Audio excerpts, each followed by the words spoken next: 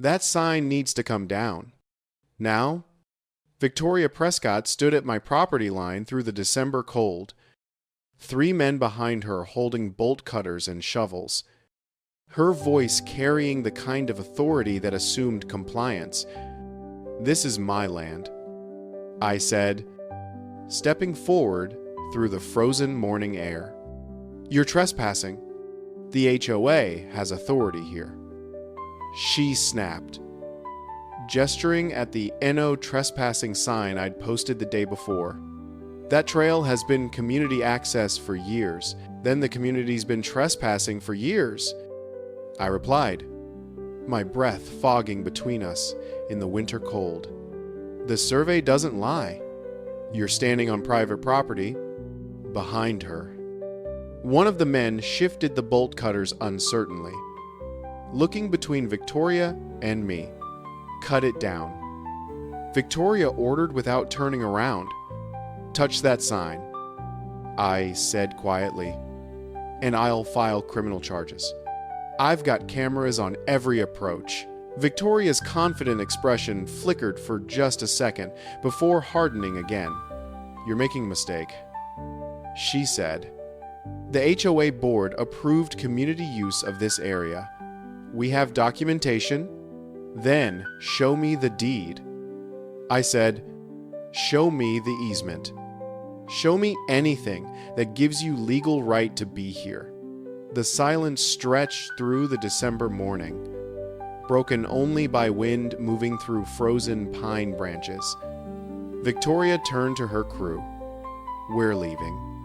For now." She looked back at me, her smile tight and calculated.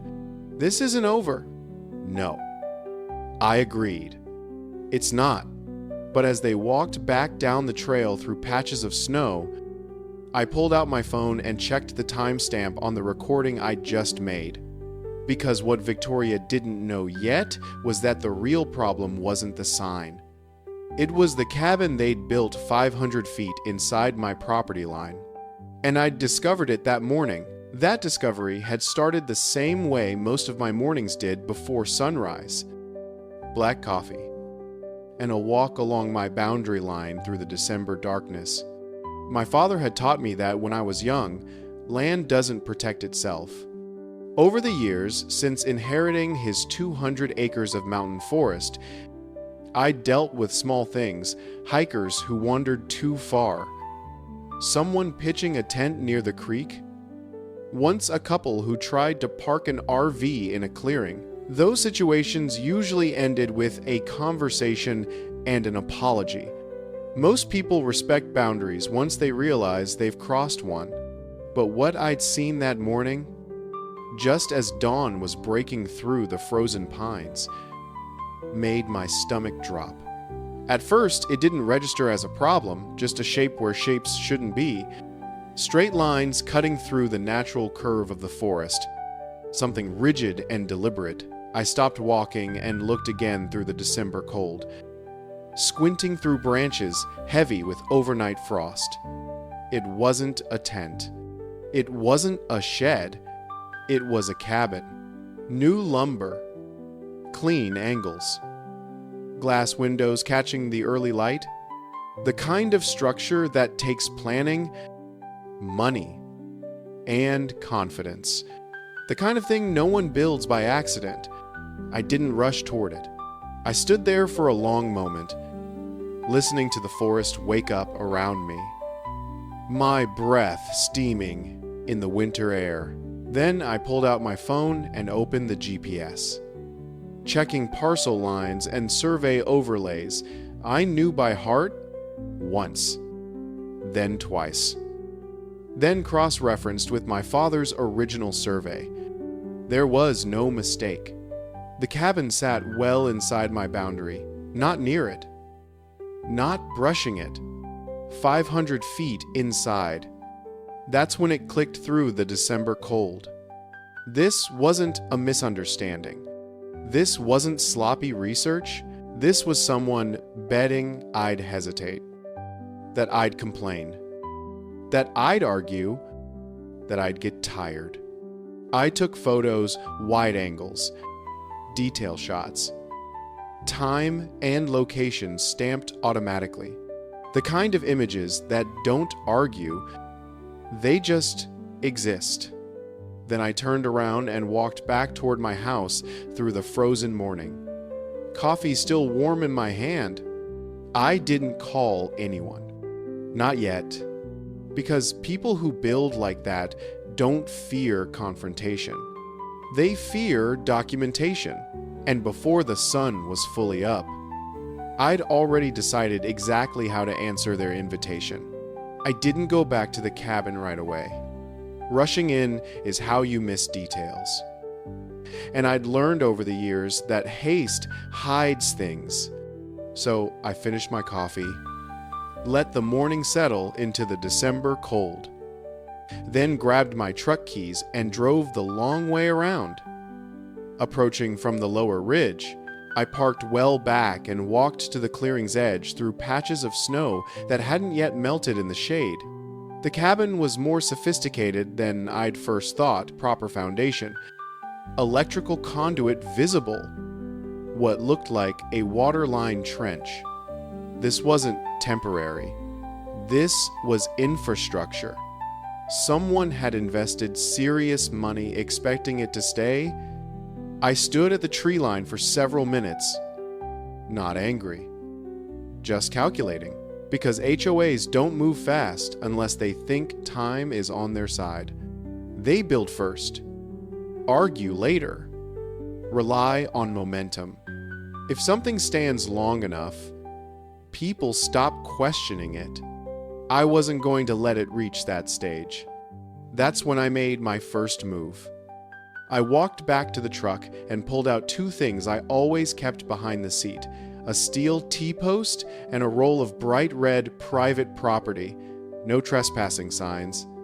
I didn't put them right next to the cabin. That would have been obvious. Instead, I followed the faint path I'd noticed earlier. The one leading back toward the HOA subdivision through the December woods. I followed it until it narrowed at a natural choke point where anyone coming from their side would have to pass through. That's where I drove the post into the frozen ground. One sign, chest high, facing their direction. Clean, legal, undeniable. I stepped back and photographed it through the winter air wide shot. Close up. GPS coordinates burned into the image. I wasn't blocking anything yet. I wasn't confronting anyone. I was drawing a line. If they respected the law, that sign would be the end of it. If they didn't, I'd have exactly what I needed. The sign survived exactly 14 hours. I know, because the trail camera I'd positioned the night before after discovering the cabin, but before posting the sign, captured everything. The motion alert hit my phone at 6:43 the next morning while I was making coffee. I didn't rush. I poured the coffee first. Sat down. Took a sip through the December cold, seeping through the windows. Then I opened the clip. Headlights cut through pre-dawn darkness and December fog. An unfamiliar SUV rolled to a stop right where the path narrowed. Doors opened. Voices carried low and irritated through the frozen air. A flashlight beam swept through the brush, then stopped on the sign. Someone laughed. Not nervous laughter, annoyed laughter. The kind that says, "Who does this guy think he is?" A woman stepped into frame. She was striking, even in the grainy footage, mid-40s. Composed. Moving with the kind of confidence that comes from never being told no, she leaned in. Read the sign. And shook her head slowly. She said something I couldn't hear, but the dismissive tone was unmistakable. She pointed at the sign, then down the path toward the cabin. One of the men with her gestured like he wanted to pull it out right then. She stopped him with a raised hand. Not yet. That was my first look at Victoria Prescott. 2 hours later, she was at my gate. I heard the engine stop. Then the sound of a car door closing harder than necessary through the December morning when I stepped onto the porch. She was already walking toward me. 3 others behind her, 2 men. 1 woman, all wearing HOA branded jackets against the winter cold. "Good morning," Victoria said before I'd said a word. Her voice smooth and deliberate. "I'm Victoria Prescott, president of the Mountain Ridge Estates HOA." She said it like a title I was supposed to respect. Then I saw her fully in the daylight. At 48, Victoria was striking in a way that didn't belong in mountain woods during December. She wore a crimson-red blazer that fit like it had been tailored specifically for her frame. Draped open just enough to reveal a black silk top beneath the V-neck cut deep and deliberate, almost defiant against the winter cold. A matching red pencil skirt with a subtle slit, paired with glossy red heels that somehow didn't sink into the half-frozen ground. Her hair wine brown with perfect highlights fell in waves just past her shoulders, and her lips, glossy red and precise, curved into a smile that suggested she expected cooperation. She looked like someone who'd built a career on knowing exactly how to present herself for maximum effect. "We noticed a sign this morning," she said, glancing past me toward the trees, along the access trail. I waited. "It's causing some confusion," she continued. "That crimson blazer catching the weak winter sunlight. That area has traditionally been used by our community. It's my land," I said. Her smile tightened fractionally. "This section has historically been treated as shared space," she said, tapping a folder she carried. "The cabin there hasn't been a cabin there until recently," I said, "and it's 500 feet inside my property line." The smile disappeared. "Perhaps you're not familiar with the local arrangements," Victoria said, her voice cooling. "Our board approved the structure as a community retreat. It's well within our jurisdiction." "When did the board vote on it?" I asked. Her eyes flicked to the folder, then back to me. "It was discussed internally. I don't have the minutes on hand. But I'm not asking about discussion," I said. "I'm asking about a vote." The man standing to her left shifted his weight, looking uncomfortable. Victoria cleared her throat. "That crimson blazer shifting with the movement. The board authorized me to proceed. That's sufficient. That's not a vote," I said. She studied me for a moment, reassessing. "Look," she said, lowering her voice slightly. "You just moved back here after your father passed. There's no need to start things off on the wrong foot. We value cooperation. So do I." I said. She nodded, mistaking that for agreement. "That sign," she said, "it needs to come down. It's misleading. The sign stays." I said, her jaw set, that crimson blazer seeming to tighten across her shoulders. "You don't have the authority to restrict access." She said, "I do." I replied, "On my land. You're creating a problem where there doesn't need to be one." "No." I said, "I'm documenting one." That's when she turned slightly to her crew and said, "Low and sharp. Take care of it." The uncomfortable man hesitated. Victoria noticed. She looked at him like hesitation was betrayal. "Now," she said. I didn't move. I didn't stop them.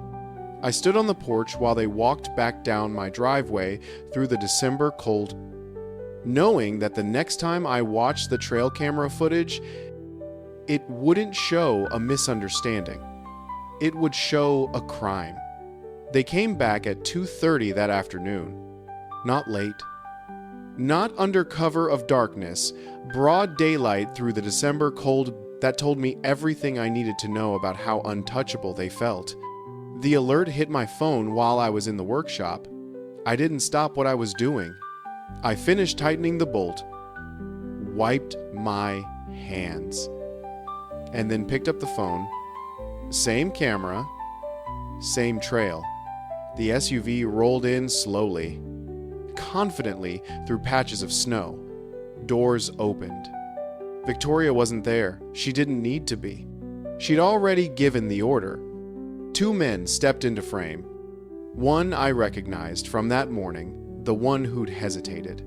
He looked around first through the December air, checked the trees, checked the ground. Clearly uncomfortable. The other didn't bother. He went straight for the sign. No discussion. No hesitation. He pulled bolt cutters from the SUV, lined them up on the steel wire, holding the sign to the post. One squeeze through the winter cold. The wire snapped. The sign slid down and hit the frozen ground. The man who'd hesitated exhaled slowly, like he was hoping that would be enough. It wasn't. The other man stepped forward and kicked the fallen sign hard, sending it skidding across patches of snow. Then he planted his boot against the steel T-post and leaned his full weight into it. Once, twice, through the December cold, metal groaned. On the third shove, the post bent forward in the frozen ground, angling like a broken tooth. That was the moment, not the cut wire, not the fallen sign. The moment someone decided damage wasn't enough, they needed to make a point. The hesitant man turned away from the camera, hands on his hips, jaw tight. He didn't stop it. He just didn't want to watch. They dragged the sign into the brush, kicked snow and dirt over the base of the post, and walked back to the SUV like this was routine. The engine started through the December air, and they were gone. I watched the clip once, then again, then frame by frame through the winter afternoon. Clear faces, clear actions, clear intent, timestamp, GPS overlay, no ambiguity. I didn't feel anger. I felt confirmation. Because now the question wasn't who owns the land. It was who knowingly destroyed clearly marked private property after being warned. That evening, I didn't replace the sign. That was deliberate. I left the bent post exactly where it stood through the December cold, photographed it from every angle, measured the distance to the nearest survey marker, logged the time, logged the footage, backed everything up in 3 places. Then I wrote a letter clean, formal, the kind of document that doesn't threaten, it records. I addressed it to every HOA board member by name. Certified mail. Signature required. I laid out the facts. The sign had been legally placed on my property. The individuals involved had been verbally warned. The sign had been cut down. The post had been intentionally damaged. The incident was captured on video. I attached still frames, timestamps, coordinates. Then I added 1 paragraph at the end. It stated that all structures, materials, or improvements currently located on my land were unauthorized, that the HOA had 30 days to remove them, and that after that period, anything remaining would be considered abandoned property and handled accordingly. No insults, no emotion, just consequence. Victoria responded, within hours, not to me, to everyone else. A community-wide email with a bold subject line. Words like misunderstanding and safety concern and shared access. She claimed the sign had been removed to prevent injury. She accused me of creating hostility. She warned residents not to engage with me directly.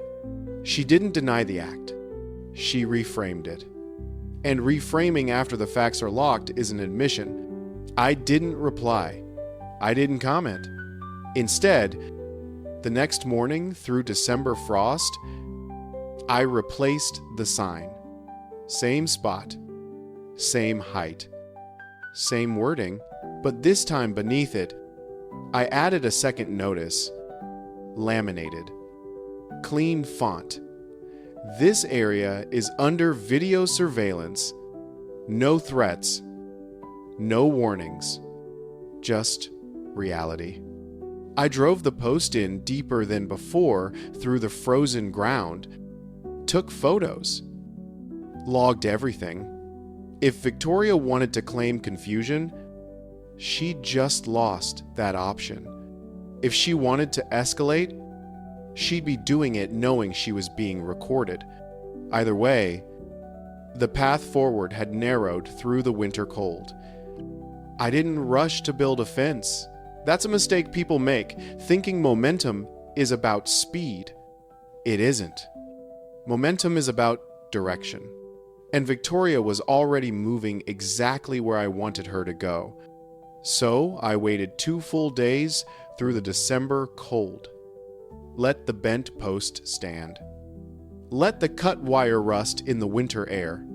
I wanted distance between the first act and the second space. Separation. Because patterns matter. On the third morning, I loaded the truck, real fence, this time 8-foot steel T-posts. Heavy gauge field fencing. Proper clips. A post driver. I wasn't blocking a view. I wasn't hiding anything. I was asserting control. I followed the same path Victoria's people had used. The same narrow choke point through patches of snow. That mattered. You don't fence the whole forest. You fence the access. I drove the first post deep into the frozen ground. Then the second. Then the third. Each strike rang solid through the December air. By noon, the fence was up tight, straight, properly clipped, no gaps. I added 2 signs, one at eye level, one lower where you couldn't miss it unless you were deliberately not looking. Then I walked the fence line slowly through the winter cold and filmed it end to end, no cuts, no edits.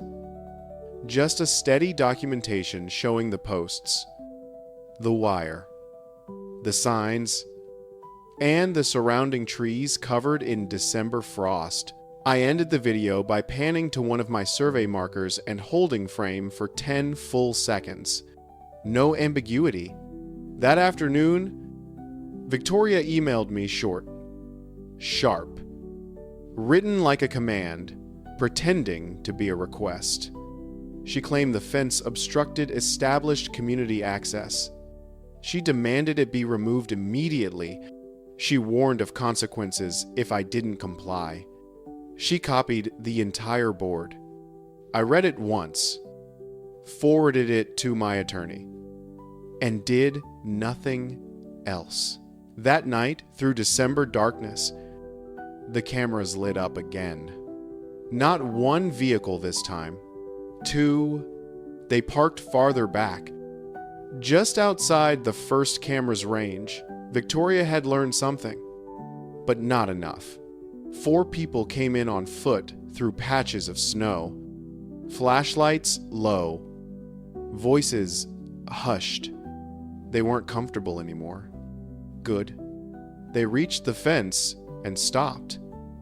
Breath fogging in the December cold. You could feel the moment of decision even without sound, the way bodies shift when people know they shouldn't be there. One of them tugged on the wire experimentally. It didn't give. Another shook his head and said something sharp through the winter air. Then someone cut the fence. Bolt cutters again. The wire snapped back hard. recoiling through the December darkness. They flinched, swore, nearly dropped the cutters in the snow. That should have been enough. It wasn't. They widened the gap, bent the wire back, stepped through, one by one, boots catching on the bottom strand, curses echoing through the frozen forest. Trespass. Property damage. Again. I watched the footage once through the December morning light, then turned the phone off and went to bed. Because the trap had closed, the next morning, I didn't call Victoria. I called the county. I didn't say HOA. I didn't say dispute. I said, I need to report repeated criminal trespass and property damage. I have video. A deputy came out that afternoon, older guy, calm. The kind of man who's seen enough to know when something doesn't add up. I walked him down the path through December cold. Showed him the fence, the cut wire, the bent sections still covered in frost. Then I showed him the footage. He watched without interrupting. No comments. No reaction through the winter air. When it ended, he handed the phone back. That's trespass, he said. And vandalism. He paused. You want me to go talk to them? I shook my head. If you talk to them now, they'll claim it's a civil dispute, boundary confusion, HOA business. They'll muddy the water. He studied me for a moment through the December cold. So, what do you want? I want a case number. I said, I want an official incident report filed today. Trespass. Vandalism. Documented. He nodded slowly. Understanding spreading across his face. I can do that, he wrote carefully. Asked for dates and times. Confirmed property description. Took his own photos of the cut wire and bent fence covered in winter frost. When he finished, he handed me a card, a string of digits that meant everything. This will be on record, he said. If it happens again, it escalates. That's all I needed, I said, after he left. I slid the card into my folder labeled HOA. By the end of the week through December cold, Victoria's tone changed. Her emails got longer, more careful, less commanding. She stopped copying the full board, started using phrases like seeking clarification and temporary measures. That's what fear looks like when it tries to sound professional. But she still didn't stop. Instead, she went around me. A neighbor who'd lived here longer than Victoria stopped by, leaning on my gate through the winter air. She's telling people you blocked an emergency access route, he said quietly. Says you're putting folks at risk. That was mistake number 3, because now she wasn't just trespassing. She was lying to justify it. I thanked him, watched him walk away through patches of snow. Then I opened my notebook and wrote one line at the top of a fresh page. Pattern established. I didn't write the 30-day notice angry.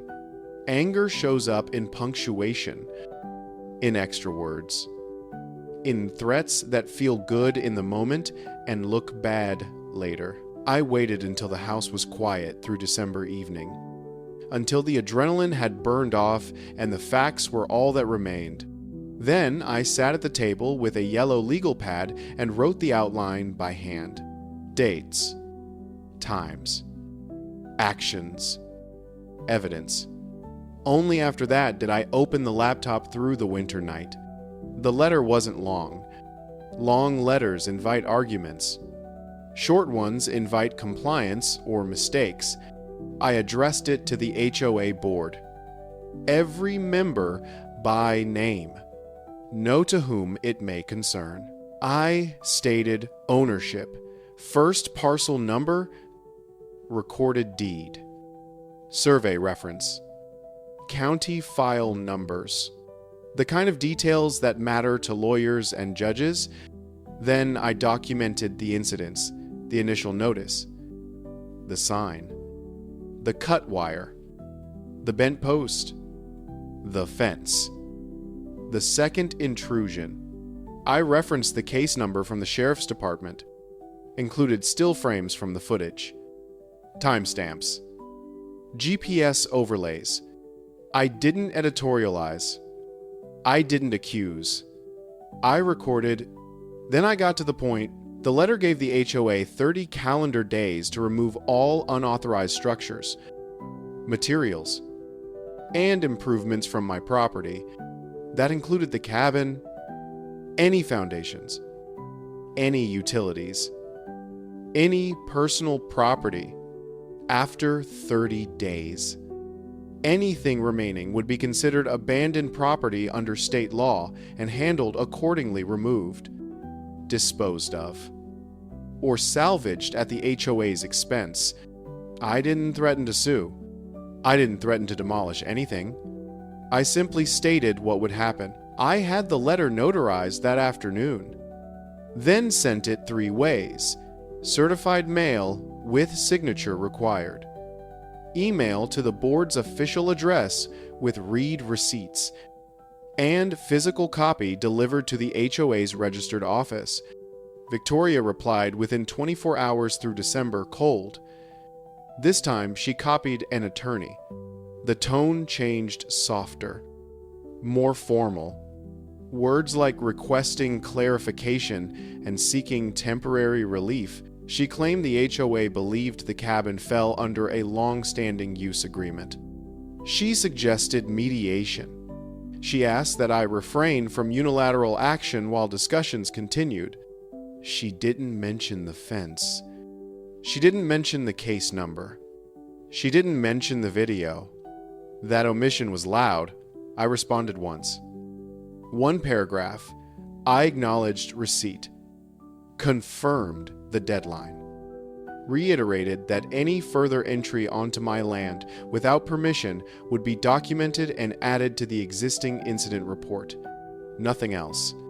Then I waded through the December cold, but not idly. During those 30 days, I prepared.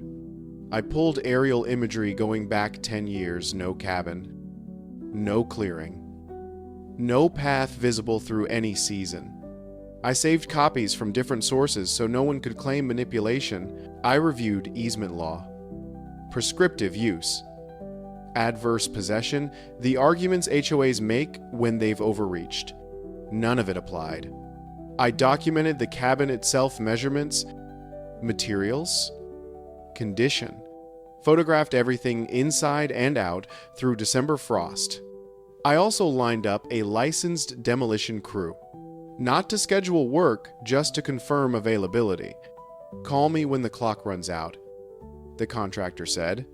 Victoria tried one more angle through the 3rd week. A letter from the HOA's attorney arrived longer, full of language about irreparable harm and community interest.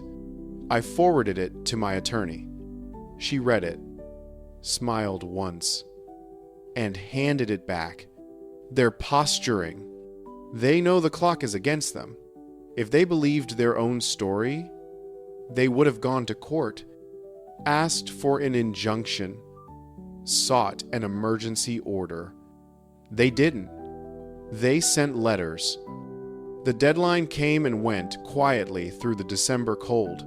No crews, no removal, no court filing, just silence and winter settling deeper into the mountains. On the morning of day 31, I walked down to the fence through December frost and looked at the cabin one last time. It sat there exactly as it had from the start, confident, unmoved, like it assumed time would take its side. I checked my watch. The clock had expired. From that moment on, Nothing on that patch of land belonged to the HOA anymore. It was abandoned, which meant the next step wouldn't be a warning. It would be cleanup. The first engine started at 7:02 in the morning through December darkness. Diesel. Low. Steady. By the time the second truck rolled in, fog was still hanging in the frozen trees. I handed the crew lead a copy of the notice, the survey, and the case number. He glanced at it once, nodded. We'll keep it clean. The skid steer went first, tracks biting into frozen ground. The bucket lifted, paused, then pressed into the cabin side. Wood cracked, not violently, decisively. New lumber snapping like it had never been meant to last. By 7:14, the roof came off. By 7:26, the walls followed. The foundation blocks were lifted and stacked. The lumber sorted. The metal separated. Nothing smashed, unless it had to be. Cleanup, not chaos. At 7:41 through the December cold, Victoria arrived. She didn't park. She stopped in the middle of the access road. White SUV. Driver's door flying open. What the hell do you think you're doing? Her voice cut through the machinery.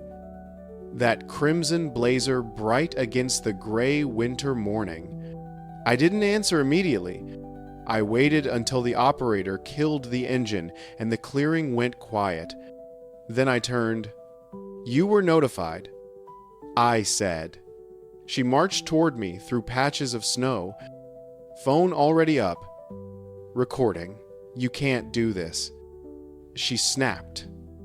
That crimson blazer shifting with angry movements. This is HOA property. This is criminal. Stop. I said, one word. Flat. She did. And that surprised her more than the demolition. I handed her a folder, not angrily, like a receipt. 30-day notice. I said, expired yesterday. Case number is inside. Everything remaining on my land was abandoned. She flipped through pages too fast. Hands no longer steady in the December cold. This is theft, she said. This is vandalism. I shook my head. This is cleanup. Behind her through the winter air. The crew kept working lumber, being stacked. Metal clinking. Blocks loaded with methodical care. That's when she saw it. At the edge of the clearing, just beyond the fence line on HOA land. The crew had placed the materials they'd removed, sorted, strapped, tidy, and taped to the top of the stack, flapping in the December wind, was a white envelope. The invoice, her face changed through the frozen morning, not anger yet, something closer to disbelief. You expect us to pay for this? She asked. That crimson blazer trembling slightly. I expect you to read it, I said. She laughed, then sharp, brittle, cutting through the December cold. You're finished. I'm calling my lawyer. I'm calling the police. You're finished. I nodded. They already have the footage. That landed. Her phone lowered slightly. What footage? The fence. I said, the wire, the second entry, all documented, all attached to the same case number. She stared at me through the winter air, and I could see the math starting to fail behind her eyes. Then she turned on the crew, screaming about lawsuits, about damages, about rights and history through the December morning. No one moved. That's when she stepped closer, close enough that I could see fury replacing calculation. That crimson blazer, bright but powerless. You think you've won? She hissed. I don't need to win. I said quietly, "I just need the record to be accurate." She froze, because for the first time, she understood what this had never been about. By 9 to 10 through the December cold, the cabin was gone. Not a pile. Not rubble. Gone. The ground was scraped clean, raked smooth through patches of snow. No foundation. No footprint. Just disturbed earth and tire tracks already fading in the winter frost. The crew loaded the last materials onto the flatbed and drove them across the fence line. Setting them down exactly where I'd indicated, they taped the invoice more securely to the top through the December wind. Victoria stood there long after the engines left, still recording, still talking to no one through the frozen morning. "You haven't heard the last of this," she said weakly. That crimson blazer wrinkled now. I didn't answer, because she was right, but not in the way she thought. The lawsuit arrived the next morning through December cold. Courier delivery. Manila envelope. Red urgent stamp. Victoria didn't waste time when she thought speed could replace facts. The complaint was thick. Expensive looking. Full of phrases meant to scare. Destruction of HOA property. Intentional infliction of emotional distress. Interference with community access. 6 figures in damages. They attached photos of the cabin from before wide shots. Smiling faces. Folding chairs. No dates. No coordinates. Just vibes. They also attached a map. I laughed when I saw it through the winter light. A color printout. Shaded green over the creek area. Labeled Community Recreation Zone. No county seal. No parcel numbers. No surveyor's stamp. It looked like something assembled with confidence and a PDF editor. I forwarded everything to my attorney. She called 20 minutes later. "This is bad," she said, then paused. For them, by noon through December, cold. The HOA Facebook group lit up posts accusing me of destroying a beloved gathering space. Claims that seniors had been displaced. Victoria posted once herself a photo of the empty clearing covered in snow. Caption: "A community landmark destroyed by an individual who believes rules don't apply to him." She tagged the local paper. That was mistake number 4, because public statements turn private disputes into records. A reporter called that afternoon. "Would you like to comment on the lawsuit?" "Yes," I said, but only on camera. We met the next morning at the clearing's edge through December frost. I wore a clean flannel, brought a folding table, laid everything out. Survey, deed, aerial imagery, timeline, still frames from the fence footage. When the camera rolled, I didn't raise my voice. I explained, "This land has been in my family for decades. The structure that was removed was built without permission. I gave notice. I waited. I documented. Then I removed abandoned property." The reporter asked about the HOA's claim that the land was communal. I handed her the map Victoria had posted. Asked them where this came from. I said, and why it doesn't match any official record. The piece aired that night. Victoria showed up at the station during the segment. Stormed into frame while the reporter was speaking through the December evening. "This man is lying," she shouted. "That crimson blazer disheveled now. That land has been used by our community for years." The cameraman didn't cut away. I stepped forward and held up my deed laminated. Clean. Boring. The reporter took it and looked at the county seal. Victoria stared at it like she'd just been shown a mirror she didn't recognize. The clip went viral locally, not because of me, because of her. 3 days later, through December cold, an email came through my website. Anonymous. Short subject line, "This isn't right." The message was cautious. Not everyone agrees with what she's doing. She didn't get a vote. She pushed this through herself. No attachments. Not yet. I forwarded it to my attorney and didn't respond.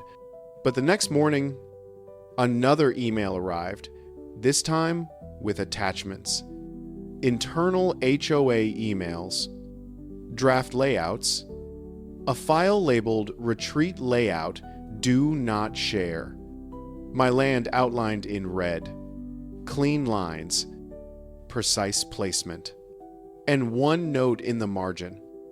Typed casually, build fast, before he notices.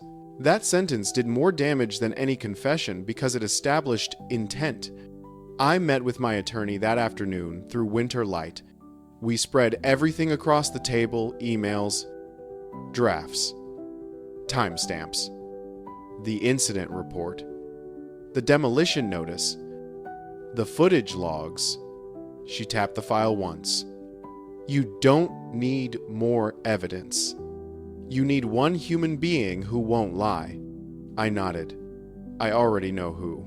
He was the quiet one, the man who'd stood behind Victoria during the first confrontation. Who hadn't spoken? Who'd looked uncomfortable? His name was David Morrison. And I found his address in the HOA filings. I went alone through the December cold. No lawyer. No recorder. No threats. He opened the door and didn't pretend to be surprised. I'm not here to argue, I said. I'm asking whether you plan to go down with her. We sat at his kitchen table. Winter darkness falling outside. She said it would be handled. He muttered. That it always is. Handled how? I asked. He exhaled. Delay. Noise. Make people tired. I nodded. That works on most people. Silence through the December evening. She never put it to a vote. He said finally. Told us not to worry. Said nobody ever checks the ridge. That was the crack. Courts in 2 weeks. I said. They're going to ask who approved the build. Who made the map. Who ordered the fence removed. I slid a still frame toward him, Victoria pointing at the sign, her arm stiff with authority. Behind her, one of the men held bolt cutters. Her mouth was open mid-sentence. The timestamp was clear. He swallowed. If I tell the truth, I'm done with the HOA. If you don't, I replied, you're done with the law. That was enough. Victoria testified first through the December courtroom. That crimson blazer looked different under fluorescent lights, less commanding, more desperate. She talked about tradition, community use, misunderstandings, claimed she'd been shocked to see the cabin destroyed without warning. Then the judge asked the question, Ms. Prescott, were there any signs or physical barriers indicating private property prior to the demolition? Victoria didn't hesitate. That crimson blazer shifting as she leaned forward. No, Your Honor. The land was open. There were no signs. No fencing. I didn't move. I didn't react. I waited. My attorney stood. Your Honor, we'd like to enter Exhibit 12. The screen came alive with video footage, night vision through December darkness. Victoria stood just inside the tree line, perfectly visible even in the winter fog. She didn't touch the fence. She didn't need to. She pointed at the sign and said, clear as day, cut it down. Now, the man with bolt cutters hesitated. Victoria turned on him. I said, "Now." The wire snapped through the frozen night. The courtroom went still. The judge leaned forward. "Ms. Prescott, you were under oath when you testified moments ago." Victoria's lawyer shifted, that crimson blazer seeming to deflate. "Counsel." The judge continued. "Would you like to amend your client's testimony?" Victoria opened her mouth, closed it. My attorney stood again. "Your Honor, we'd like to call our next witness." David Morrison walked to the stand. He didn't look at Victoria. He looked at the judge. He testified to everything, no vote. No permission. No confusion. Confirmed Victoria ordered the build. Ordered the removal of the sign. Ordered the fence breached. When he finished, the courtroom felt smaller through the winter afternoon. The judge removed his glasses. "This court does not look kindly on false testimony," he said, "nor on attempts to manufacture jurisdiction." He looked directly at Victoria. That crimson blazer wrinkled and powerless. Now, and it has very little patience for arrogance masquerading as authority. Victoria didn't melt down. She just deflated because for the first time, the record wasn't something she could manage. It was something she was trapped inside. The judge sat back. Winter light filtering through courthouse windows. "I've reviewed the filings, the exhibits, and the testimony," he said. "This was not a misunderstanding. This was not a boundary dispute." He turned a page. "This was a deliberate act, unauthorized construction on private land, followed by attempts to fabricate jurisdiction, obstruct removal, and misrepresent facts both publicly and under oath." Victoria's attorney opened his mouth. The judge raised a hand. "Sit down." "Counsel." The room went still. "Ms. Prescott," the judge said, "you were given notice. You ignored it. You were recorded ordering the removal of posted warnings. You then testified under oath that no such warnings existed." He paused through the December afternoon. "That is not advocacy. That is perjury." Victoria's face hardened the last defense she had. "This court finds that the structure was built entirely on private land without permission." The judge continued. "The plaintiff had no legal claim to occupy, alter, or defend that land." He turned toward me. "Mr. Brennan, your actions in removing the structure were lawful. You followed proper notice procedures. You documented violations. You acted within your rights." Something loosened in my chest. "The countersuit is granted in full." Victoria inhaled sharply. That crimson blazer trembling. "Furthermore," the judge said, "the court finds sufficient cause to refer this matter to the district attorney's office for review. Potential charges include falsification of documents, criminal trespass, and perjury."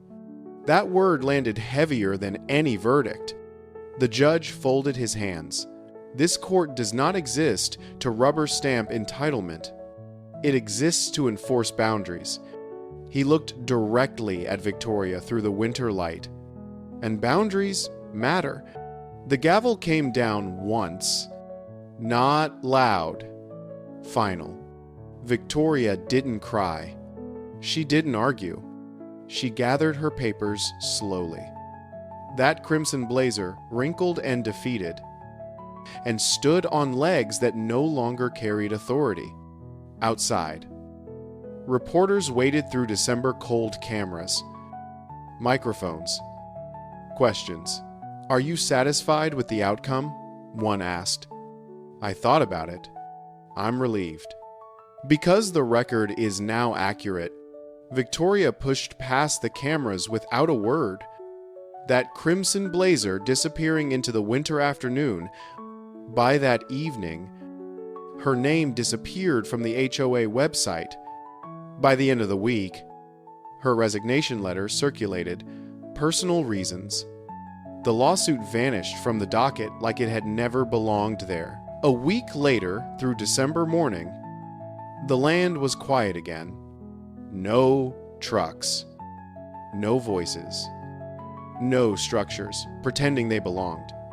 I went back to the clearing early with coffee and watched the creek move the way it always had through patches of snow and winter frost. Nothing felt missing. Real victory doesn't feel loud. It feels like silence returning to a place that was never meant to be crowded.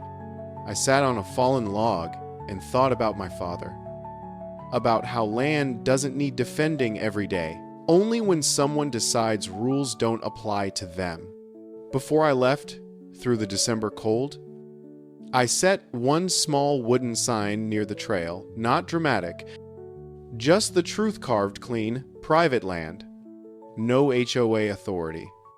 Then I walked home through the frozen morning.